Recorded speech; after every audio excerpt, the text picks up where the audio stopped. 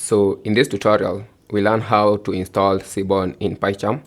So Seaborn is a Python library used for visualization, for creating statistical graphics, and Pycharm is an integrated development environment for programming. But before installing Pycharm, make sure that you have downloaded and installed Python. If not so, you can follow the link in the description below and learn how to download and install Python.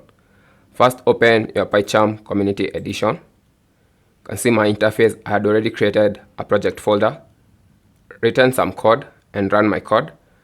So click on the main menu at the top left corner of the screen and click Settings. Come to the side left of the sidebar and click the project name. Click Python Interpreter and click the plus sign so that we can start installing Seaborn, and search for the package. Type Seaborn.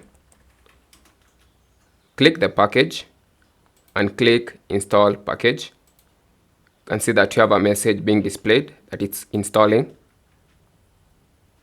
And also we have got another message that's saying the package Seaborn installed successfully.